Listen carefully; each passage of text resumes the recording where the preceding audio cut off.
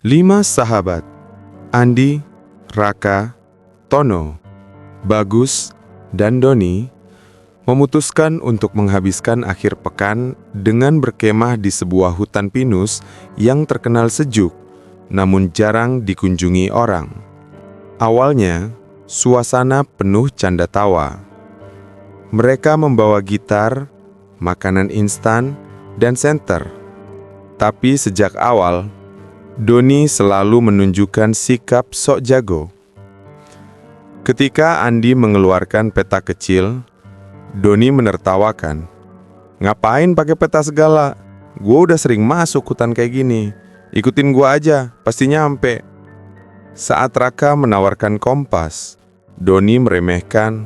"Halah, ribet amat. Lihat arah matahari aja cukup." Yang lain ragu. Tapi karena tidak mau merusak suasana, akhirnya mereka mengikuti langkah Doni. Matahari perlahan tenggelam. Hutan pinus yang tadinya ramah mulai gelap. Suara burung malam dan serangga menggantikan kicau sore.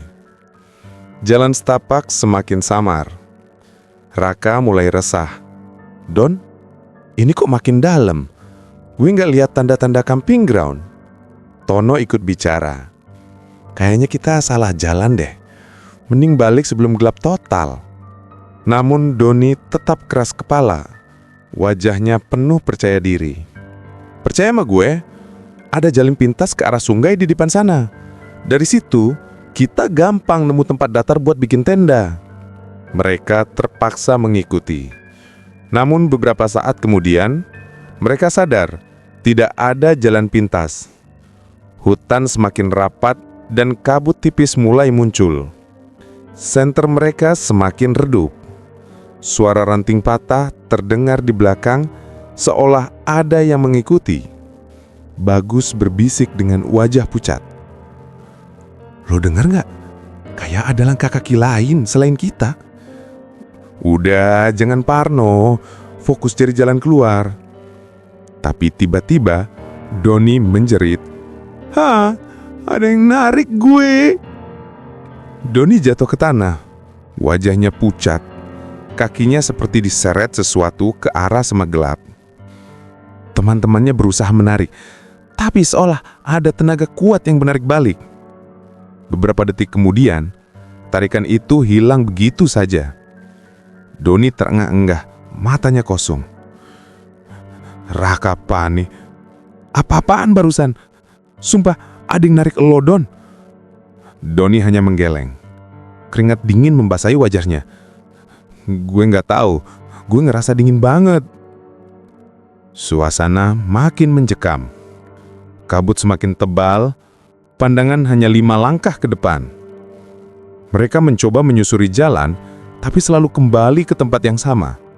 Sebuah pohon pinus besar dengan akar menjuntai. Andi mulai merasa aneh. Ia mendengar bisikan halus di telinganya. "Jangan panik. Ikuti langkahku.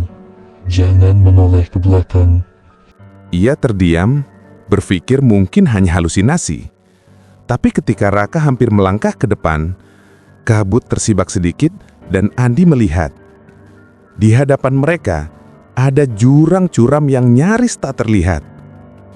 Raka sudah hampir melangkah, tapi tiba-tiba tubuhnya seperti ditarik mundur oleh sesuatu yang tak terlihat. Raka jatuh ke duduk, wajahnya pucat pasi. Andi mulai sadar, ada 2 sosok tak kasat mata yang sedang menolong mereka. Sesekali, ia mendengar suara ranting patah dari arah tertentu, seakan menunjukkan jalan yang benar.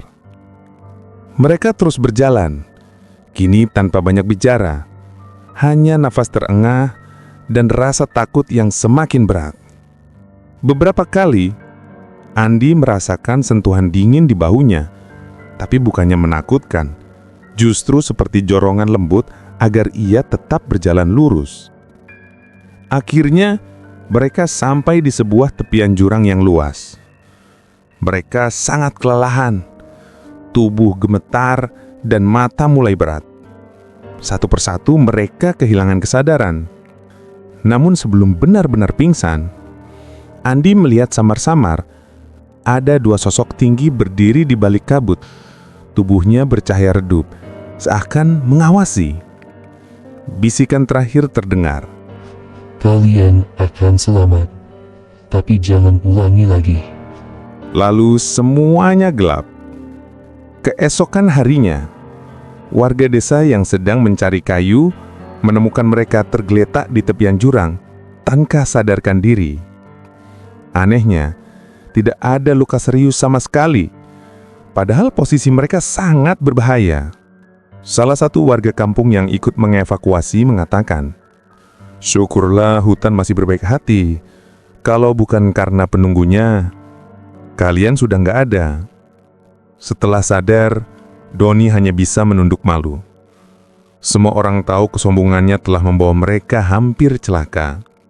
Saat meninggalkan hutan, Andi sempat menoleh sekali lagi. Angin bertiup lembut, seakan ada yang mengawasi. Ia berbisik lirih, "Terima kasih, siapapun kalian yang sudah menolong." Kesombongan bisa membutakan kita, bahkan membahayakan orang lain. Alam bukan hanya sekumpulan pohon dan jalan setapak. Ia punya aturan, ia punya penjaga. Hormati alam, jangan meremehkan, dan jangan pernah merasa paling tahu. Karena terkadang, keselamatan kita bergantung pada hal-hal yang tidak bisa kita lihat dengan mata.